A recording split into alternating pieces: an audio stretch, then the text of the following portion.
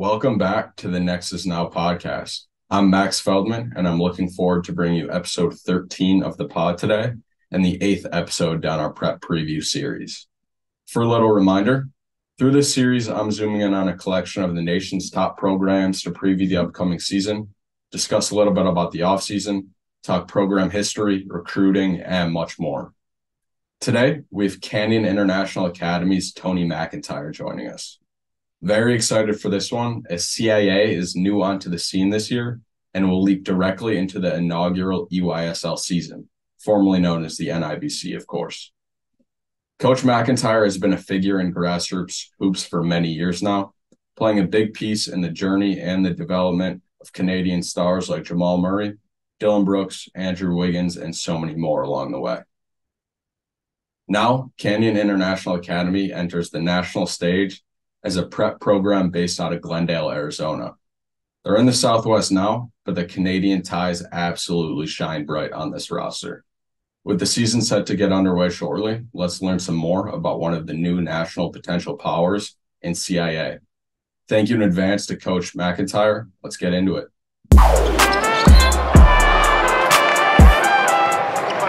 Welcome on, Coach McIntyre. Appreciate you taking the time here, as I know it's about to get real busy. But how's it feel to get things rolling here and have some meaningful games on the way? Man, it's been like a work in progress, and you finally get to see it start to come together, and really super excited, but also just trying to keep in mind that it's a marathon, not a sprint. So try not to overload everyone with everything, and get what we need to start off with, and then start to really build blocks as we go along. Absolutely. First year of the CIA program now down in Arizona, and you're hitting the ground running. There's no transition period, really. It's going straight into the EYSL against a bunch of the top programs in the country. So what's that mindset heading in? Preparation. It's obviously what we wanted. I think we got a really good squad. I think we're young. I think the future is really, really bright, but I think we could compete right now. And, I think it's just been trying to piece the puzzle together a little bit while we're, trying to, like you said, hit the ground running. And we got a good group of guys, in the CIA program. So it was kind of tough, just picking the right ones for the different teams that we have. So for the EYSL, I really like the talent we have, and the chemistry that we have going in. No doubt. Obviously, like you mentioned, you got some guys that people know on the national radar, that you got a bunch of young guys as well. But on the floor, how do you envision your guys' style of play, and what's an area or two you think you guys will just be able to hang your hat on? Um, I think every coach will tell you we got to hang our hat on defense, and that's really been my biggest point of emphasis is how we defend, and continuously defending for the entire shot clock. No taking weak sides off, and no taking any plays off, and sacrificing for the team. If you're tired, get off the court, and you'll get right back in. So really, we want to hang our hat on the defensive side.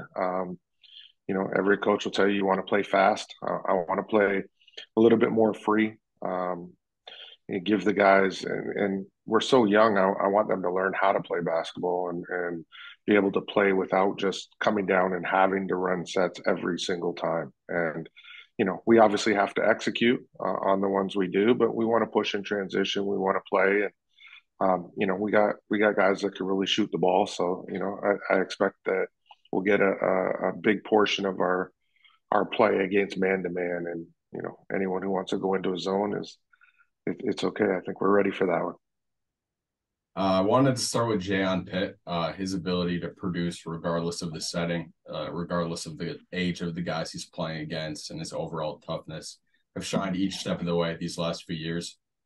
Just in this first year, what has his approach and overall versatility on both ends of the floor meant for you guys? Oh man, I think for him, he's kind of Mr. Swiss Army knife. He can do everything from almost every position. We've had him bring the ball up this year in some exhibition games. We've had him start the break. He's such a good rebounder. and then when he gets to the other end, he's a mismatch problem. So for us, it's been making sure that we understand his capabilities as a unit and how often that we should be going to him. And then, just his compete level is contagious for the rest of our guys. He just plays so hard every possession, whether it be defense or offense or diving for loose balls or, guarding a 7-foot guy in the post. He's just willing and able and competent to kind of do everything that we need him to do in the middle. So very valuable piece for us. 𝘿evelopment, one of the top guys in that class of 2027, and a guy that's fresh off our made Hoops West circuit just this past year.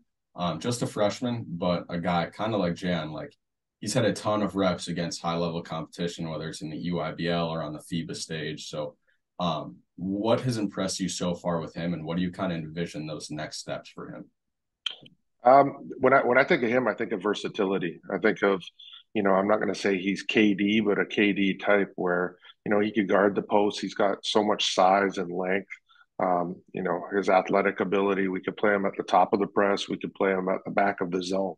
And his ability to score from all three levels, I think has been what's been most impressive for such a young guy is, he could pop out and shoot the three. He could go to the basket, take it hard. He could dunk on guys. He's willing to play with his back to the basket, but he's comfortable facing up from different positions, whether it be kind of the 2, 3, 4, and even the 5 if need be. So very versatile, and that's I think that's the theme of our team is there's no one that's just isolated or put into one position. It's a positionalist team, with the exception of maybe one or two guys. But Paul is outstanding. He's a guy, I say to other guys, and not to put too much pressure on the kid as a ninth grader, but we'll be paying to watch him play for a long time. Definitely a kid that I see being a top 5 pick in the future. Absolutely. Miles Sadler, a guy that I think people who pay close attention to the EYBL started to learn about, put up 19 points a game on impressive efficiency these last few months. On paper, he looks like just a guy that could be the straw that stirs the drink type of guy for you guys. How has he transitioned, and what do you like most about his game and overall approach? I think what he's really improved on since the EYBL in the summer is really being able to mix it up. I think the last couple of exhibition games we had, I think he had 12 or 14 points and 11 assists. So a guy that's really, instead of 21 points by himself, a guy that's really came to realize that, hey, I got a lot of pieces of the puzzle here, and a lot of guys that my 21 or my 11 assists is 22 points or more, and he's really bought into that.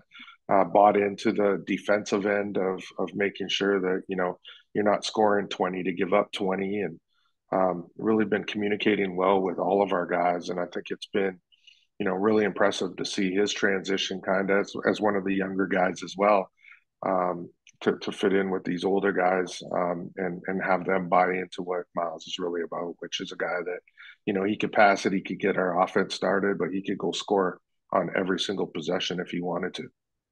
No doubt. I'm a big fan of Rokeem Green's game as a whole. Definitely think he's a guy who should generate buzz pretty quickly in the UISL these next few months. Love his ability to hit contested shots and just fill it up off the bounce. How does he fit into the mix alongside the guys you have in place? And what do you think are the next steps in his development as he continues? Obviously, another young guy as well. Yeah, he's so impressive. He's just instant offense, and it's he's so efficient from three. He could get to the basket. He defends. So for us, he's really been a spark plug that comes in and really, is able to fire it off the bench, is able to get the offense started, but also, we could play him at the top of our press, and kind of stir things up and get things going. But he's a guy that could also play the one for us and control the ball. He's got good size. Again, we're so young, but I just like the skill level that we have and the abilities of each of our guys and how it starts to piece together. And it's going to take us a little bit, but Rakeem's a guy that really, stretches the floor for us. Him and Andrew, another kid that we have, just, able to fire from three and be able to, go out there and get you points on demand. Plenty of new names. I think the last few guys that we ran through are going to be a lot of new names for people just tuning in this year. But one guy that people should be familiar with is now Arizona State signee 𝘼thletes. What's his value to the group, and how do you envision his role in this year one or around a bunch of young guys? His leadership's been really good, and I think for him, that was one of the things. We forget the basketball part of it. It was the high level focus of, you're a senior now. You've waited your whole life to be a senior. You've been led by some really good guys growing up at the schools that you went to in the past. And now this has got to be your show, and you got to lead this. And so we've been really impressed with his ability to, lead the guys, build confidence in them, but also kind of refine his game a little bit as well in terms of a guy, he could always get downhill and score. We're like I said earlier, we're putting a high value on defending. I think he's became a better defender, but I think he's picked his spots a lot better in the offense of where and when to go get buckets and how, and then the value of being a leader, really makes him have to think about the other guys as well, and sharing that ball and moving that ball with them, and instilling that same confidence that, hey, I could go get a bucket, but I'm comfortable with giving it up to you to let you go get a bucket too. So I think he's been really good. And I think since he committed to Arizona State, I think there's just been kind of that, when a senior commits, there's that pressure that kind of, you take a backpack off and you start to play a little bit free instead of carrying those weights around with you. So I've seen a big difference in his composure, his personality, and just his comfort with our squad now, that he knows where he's going and preparing for next year. So everything we do now is in preparation for next year for him. Totally. Last individual guy I wanted to ask you about here. Another guy played with Paul last year with Arizona Unity on our West Circuit. 𝘼thletes star kind of broke out this last year. And it was clear at that time even that his best basketball was well ahead of him. Got some experience in the UIBLs this summer as well, but how do you think he can step in and kind of make an impact as a freshman, as a guy who just plays so hard? He's got great size for a freshman. Everyone's going to look at him and say, oh, he's a bit skinny, but his compete level is just off the charts. He's going to defend. He's going to switch. He can rotate onto 1 through 4. He has no intimidation in him in terms of like being scared of anyone. So for us, it's like, man, it's not even that naive as a freshman where you step in and say, I could do anything. It's like, he's proven it. He's coming in and he can shoot the ball. He can space the floor. And, the biggest thing we've been saying, and, every college coach will say it as well, is if they can't shoot, don't recruit. So we got to put a squad together that can fire the ball, but be able to defend it. And he's been phenomenal in transition. He's playing above the rim. He's knocking down threes. And like Paul, he's a guy that's got a bright future ahead of him, being only a freshman right now. For sure. I'm going to turn the table towards you here a little bit. Who is one potential X factor for you guys this year? And it could be a guy that we discussed, but if you guys are going to compete from day one, like you mentioned, stack up wins against all these national powers, who do you think is a guy that kind of has to elevate his game? I'm going to think it's obviously a couple of the guys we talked about, Jayon Pitt, Amir Ali, but I think, Noah George, who's going to play point with us with Miles. I think he's a guy that is going to be able to, get downhill. His ability to get to the basket. He's always been a guy that could pass it, but his ability to get to the basket and create. Now he's got some weapons around him. I think he's going to be good for us. And then the other guy is 𝘍evelopment, who just committed, our 7-1 center. I think we're going to really need him to be good on the glass. We're going to need him to be good to be able to play inside out and be able to get our shooters the ball. So I expect, big things out of him, and I'm going to demand big things out of him because in order for us to compete at this level, we need him to be great. Absolutely. Right now, before the season gets rolling these past few months, a lot of college coaches coming through, filling the gyms to recruit different guys. So wanted to ask you, even each step along the way, obviously you've been around a lot of high level guys. what's kind of your 2 cents in helping your guys maneuver the recruiting process that's changed so much these last few years? I think, over the last couple of years, me coming from Canada down here, I think, we really went through like a decline up there in terms of like just college coaches coming up there and offers and, coming back down here. It was great to see, the gym full on day one when they could come out. So my biggest thing is, and it always has been, is pick a good fit.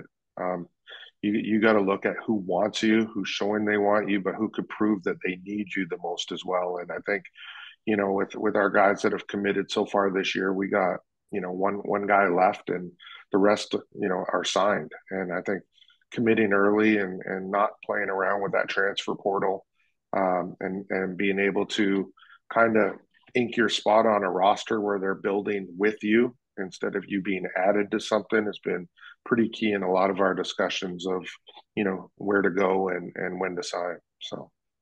For sure. You've coached a national schedule before in the past, and obviously took on the opportunity here to be part of that inaugural EYSL season in year one of the program. So what do you think is kind of the value of playing these high pressure games for guys that are freshmen, sophomores, juniors, seniors in high school by the time they get to those high pressure college games, March Madness games a few years down the line? Well, I think when you kind of go each step of the way and you look at, we talked about a couple freshmen. These are guys that are going to be watching these guys play on TV at college. And by the time they get there, I think, the intimidation factor or the ability to say, like I hoop with them for, 1, 2, 3, or 4 years of high school, with or against them. I think it just gives you that confidence level. And you start to see it with a lot of the guys that you played high school with last year and, against that are playing on TV now, is just that confidence and that comfort level, especially out of this league. And, this league is producing top tier talent year after year. So you got to come with it. But at the same time, you get to kind of watch it, see what works, feel your way through as a freshman. We're going to ask our freshmen to play a huge role. But, I look at it from the standpoint of like, man, can you just imagine what, Paul and Mayom, these freshmen are going to be by the time they're seniors. It's going to be crazy to watch just the growth and the confidence of them being able to play against it, but then also come back, practice, and every single day in practice they're playing against guys that are already signed. So, for them it's show and prove, but it's also learn and listen. So I'm excited about that. Absolutely. Last one I got for you doesn't have to be based purely on talent. And I know it's a big question for someone who's been around a lot of pros and everything like that, but who is your Mount Rushmore of guys that you've coached? Doesn't have to be talent. Could be like great locker room guys or great personality guys. Anyone like in the history of my coaching? Anyone. Oh man. Well, that's going to get me in trouble, but like obviously Jamal Murray, winning the championship last year. That's through AAU and the EYBL and at Orangeville Prep, I think was a big one. I think Lugan's Dort, having him, O'Shea Brissett, Andrew Wiggins. I think my son would kill me if I didn't say Tyler Ennis. Dylan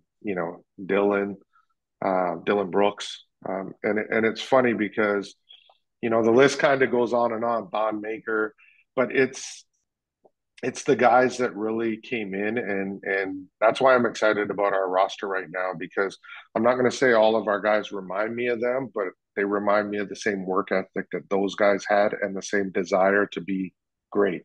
And I think when you see that and they're so young, like a Paul and a Mayom, or, you see Amir in his senior year. Amir reminded me a lot of Lugan's Dort in his senior year, and obviously, and then they both go to ASU. But it was just, not in how they played, but in how they approached it. Like, hey, I got to get in the gym. Hey, I got to work out. Hey, I got to work on my shot. Hey, and it's always, they're pulling from you and they're trying to just gain as much, skill, but also knowledge. I notice some of these guys that I've coached in the past is just like when they're looking at the scouting reports, it's a different approach to it now rather than just reading it. they're studying it. They're going and they're doing more.